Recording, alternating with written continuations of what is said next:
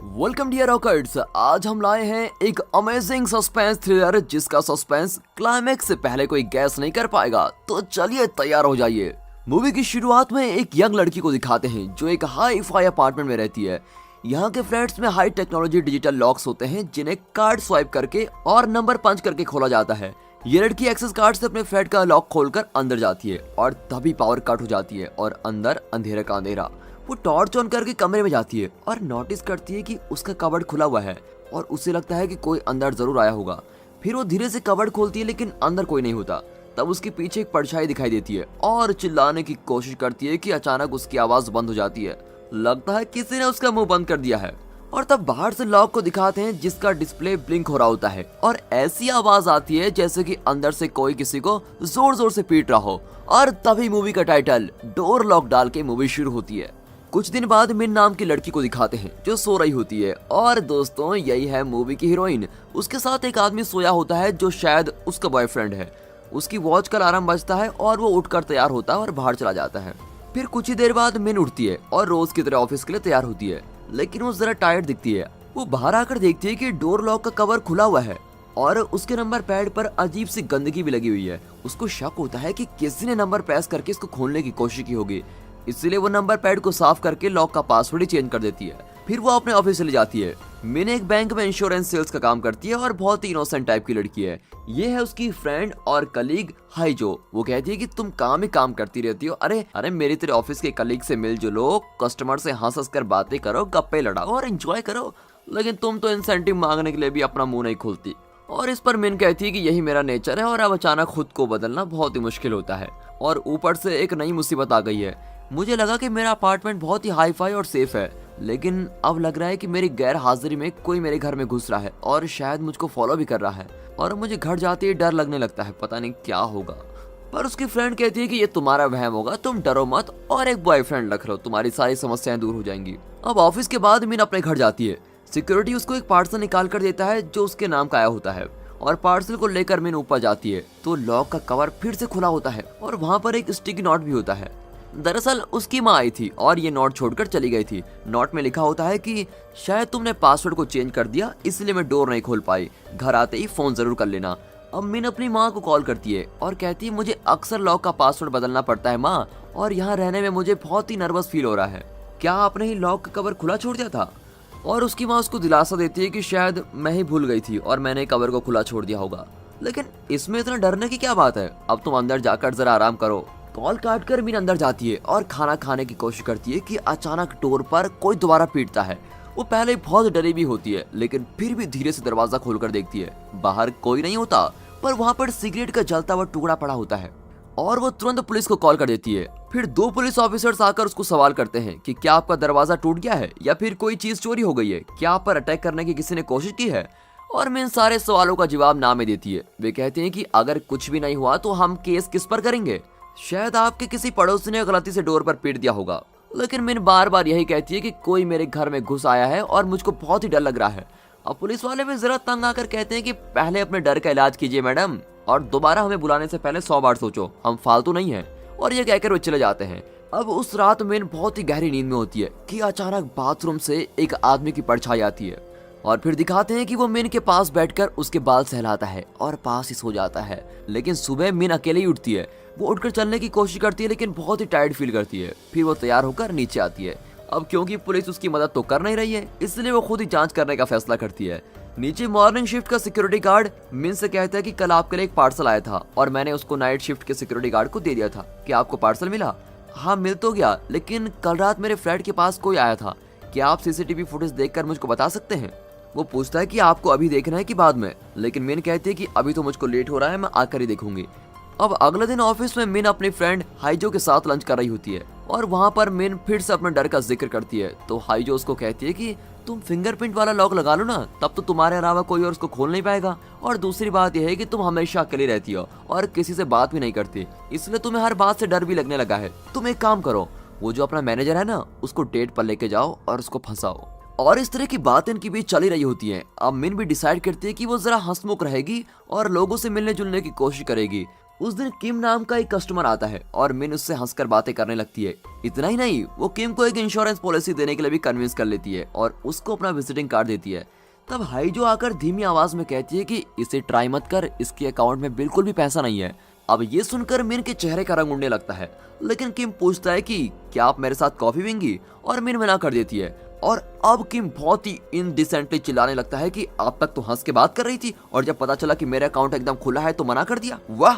वहाँ का माहौल देखकर मैनेजर आ जाता है और उसको समझाने लगता है, लेकिन किम मैनेजर को भी गाली देने लगता है। मैनेजर सिक्योरिटी गार्ड को बुलाकर उस आदमी को बाहर भेज देता है और अब ये देखकर मिन बहुत ही इंसल्टेड फील करती है और घर जाती है।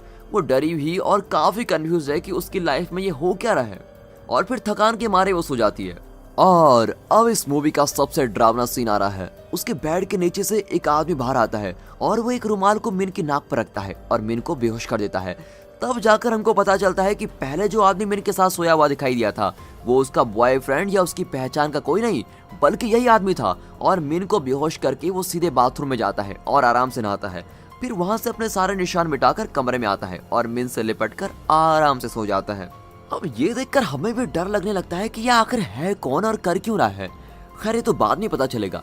अगले दिन ऑफिस में उसका सीनियर ऑफिसर उससे कहता है कि तुम्हारी परफॉर्मेंस उतनी अच्छी नहीं है, लेकिन फिर भी मैं तुम्हें एक और चांस देता हूँ। अगर तुम ठीक से परफॉर्म कर सकी तो तुम्हें परमानेंट करूंगा, ठीक है। मिन बहुत ही टेंस और कंफ्यूज होती है। वो ठीक से खा भी नहीं पाती और रोज देर से उठती है क्योंकि रात को वो आदमी मिन को एनेस्थेसिया दे रहा होता है और इस वजह से वो हमेशा ही कंफ्यूज रहती है और अपने काम पर फोकस नहीं कर पाती।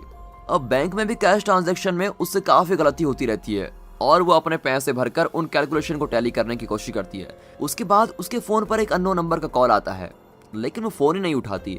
फिर बहुत देर बाद वो बाहर आती है और बस के लिए वेट कर रही होती है। रात भी हो चुकी होती है और वो डरी सहमी बस स्टॉप पर खड़ी रहती है। तब किम वहां जाता है और उसे जबरदस्ती कॉफी शॉप के लिए लेके जाने लगता है। अब ऐन वक्त पर बैंक मैनेजर आ जाता है और उसको वार्न करता है कि आइंदा इस एरिया में नजर आया तो जेल की हवा खानी पड़ेगी। फिर वो मिन को वहां से लेके जाता है। अब मिन घर आकर डोर खोलती है तो पावर कट हो जाता है, बिल्कुल वैसे ही जैसे पहले सीन में उस लड़की के साथ हुआ था। तब अचानक डोर पर कोई नॉक करता है और मिन और भी घबरा जाती है कि अब कौन है। वो डोर खोलती है तो उसका मैनेजर खड़ा होता है। तुम अपना पर्स मेरी कार में भूल गई थी, ये कहकर वो पर्स देता है।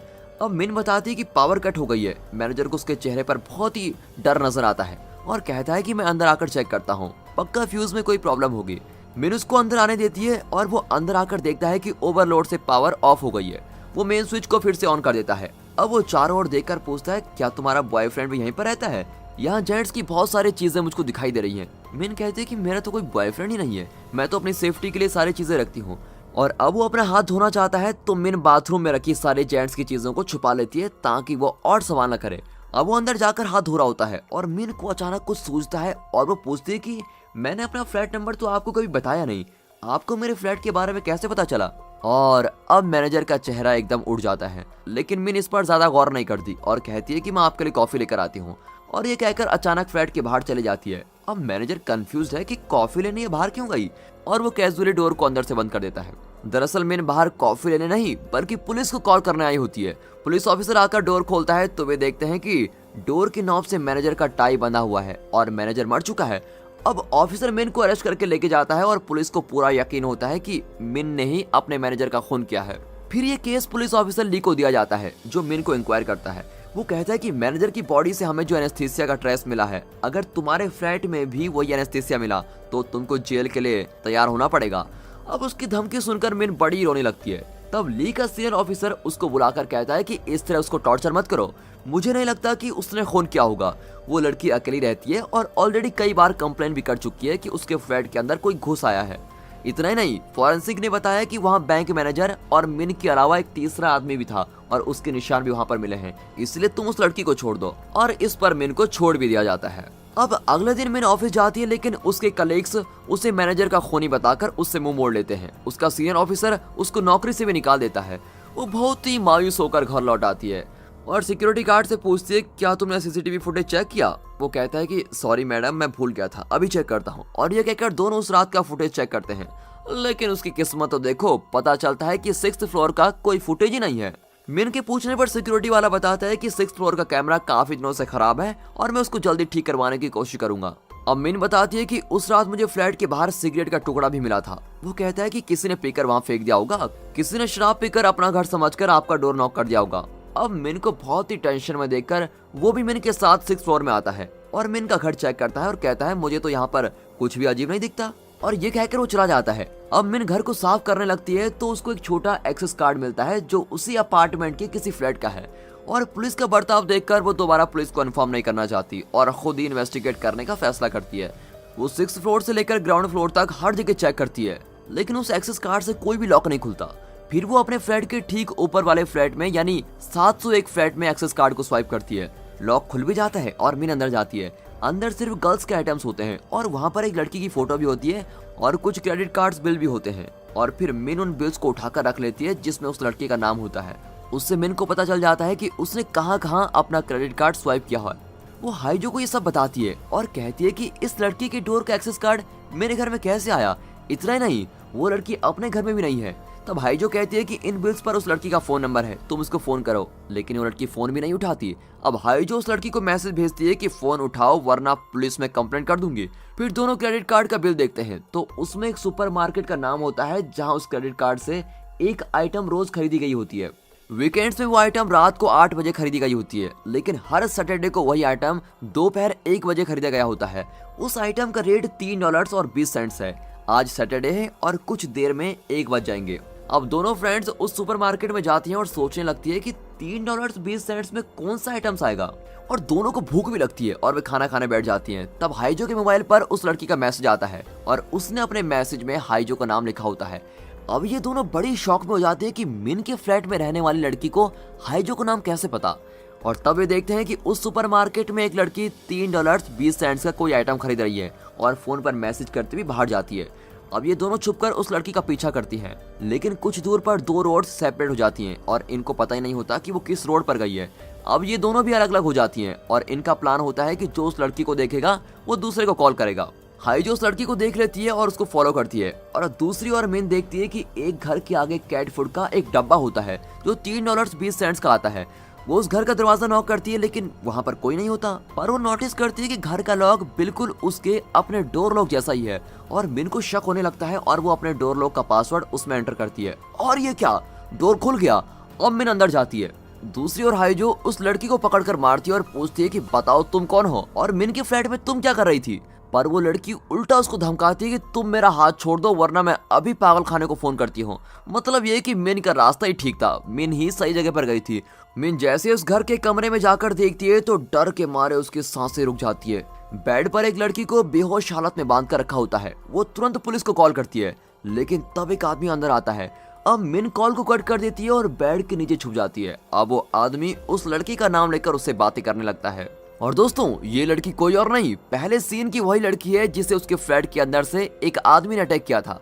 अब मिन समझ जाती है कि इसी आदमी ने इस लड़की का एक्सेस कार्ड मेरे घर पर गलती से छोड़ दिया होगा। मतलब यही आदमी मिन के फ्लैट में भी आता जाता रहता था।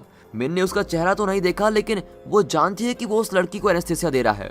फिर वो दूसरे कमरे में कुछ लेने जाता है और इस मौके का फायदा उठाकर मिन बेड के नीचे से निकलकर एक दरवाजे के पीछे छुप जाती है। और आगे का सीन बहुत ही बढ़िया बनाया गया है।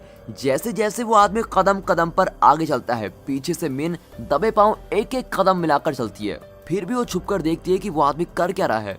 वो एक आरी से उस लड़की का हाथ काटने लगता है और ये देखकर तो मिन के प्राण लगभग निकल ही जाते हैं और वो डर के मारे दरवाजा खोलकर भागने लगती है। लेकिन तभी वो आदमी उसको चेस करने लगता है। वो गलियों के बीच से निकलकर भाग रही होती है, पर पता लगता है कि वो आदमी इन गलियों को बड़ी अच्छी तरीके से जानता है और मिन का पीछा वो छोड़ता नहीं। मिन चिल्लाने लगती है, तभी वो आदमी उसको पकड़ लेता है और मार डालने की कोशिश करता है। तब हाइजो एक छोटी सी गाड़ी में आकर उसको अटैक करती है, लेकिन जैसे ही वो आदमी उसको मारने जाता है तभी वहाँ पर पुलिस की गाड़ी आ जाती है और हाइजो हेल्प हेल्प करके चिल्लाती है और वो आदमी वहाँ से भाग जाता है। अब वही पुलिस ऑफिसर ली आता है और फिर एक बार मिन पर ही शक करता है।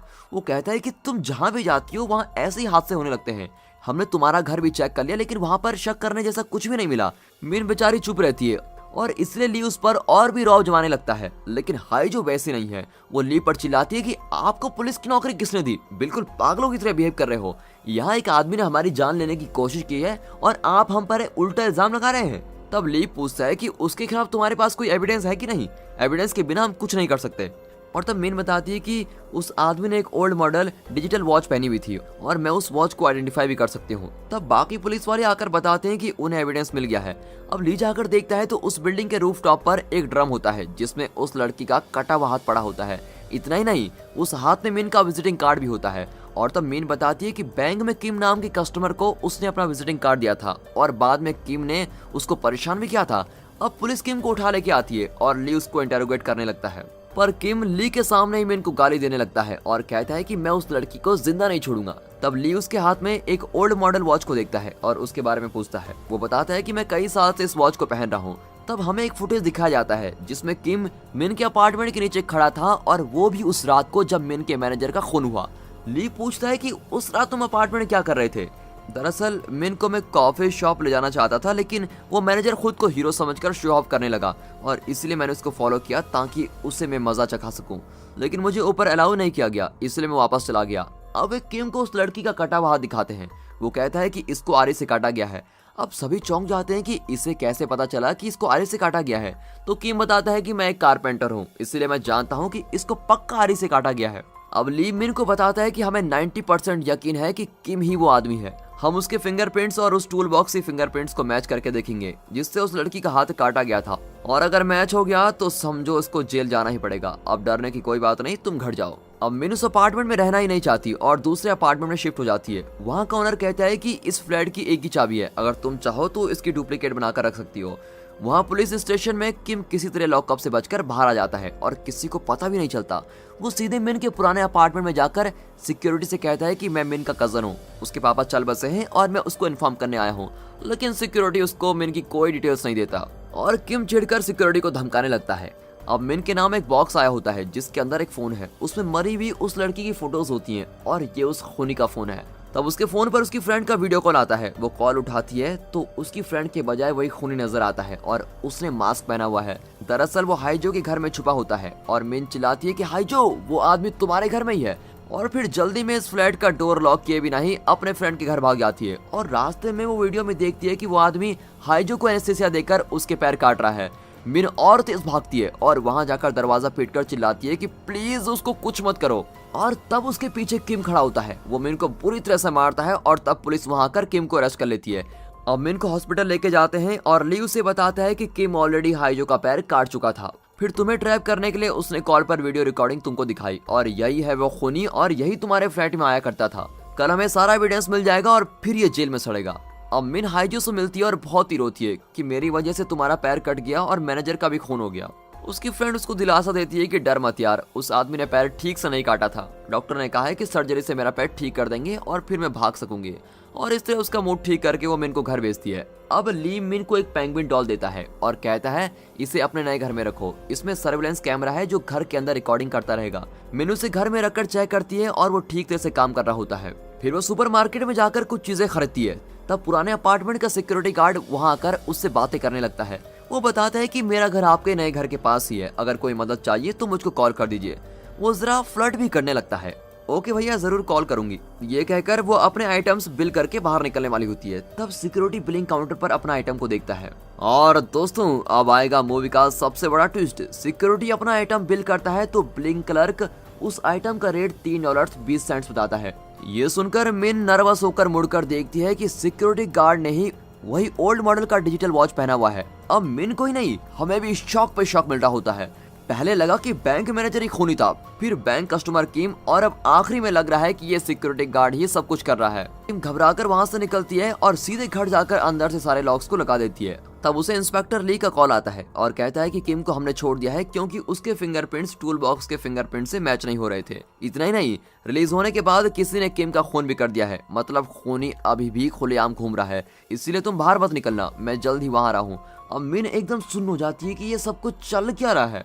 वहाँ ली मिन के नए घर को सिक्योर करने के लिए अपनी फोर्स को भेजता है और यहाँ मिन डरी भी अपने बेड पर बैठी होती है। तब वो देखती है कि सुपरमार्केट में उस सिक्योरिटी ने जो आइटम खरीदा था वो उसके टेबल पर रखा होता है और अब मिन की धड़कन लाउड स्पीकर पर बज रही होती है और वो मुड़कर उस पेंगुइन डॉल को देखती है जिसमें सर्विलेंस कैमरा है।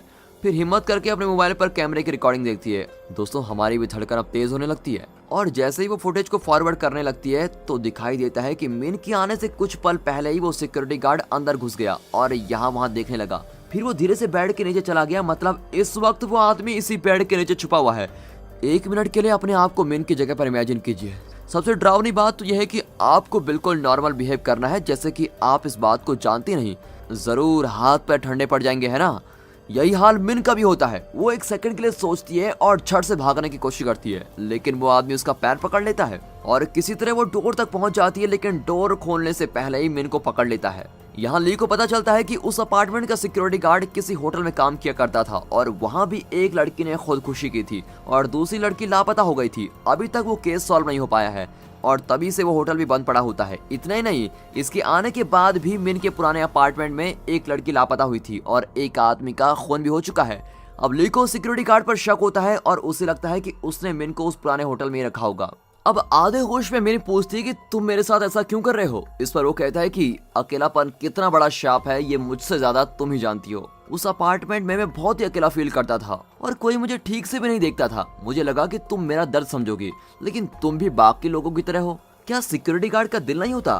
खैर वो सब छोड़ो, अब मैंने तुमको एनेस्थीसिया दे दिया है, दरवाजा भी खुला है। अगर तुमसे बन पड़े तो तुम भाग सकती हो, लेकिन अगर मैंने तुमको फिर से पकड़ लिया तो तुम्हारे हाथ पैर फिर काट दूंगा। अब यहाँ ली इस होटल में पहुंच चुका है और नीचे के रूम चेक कर रहा होता है। इसी बीच मिन उस आदमी को उसी के इंजेक्शन के साथ अटैक करती है और बड़ी मुश्किल से रेंगती भी बाहर आती है। बाहर कोशिश करके वो कॉरिडोर में आगे बढ़ती है, लेकिन सिक्योरिटी गाना गाता हुआ उसका पीछा करता है।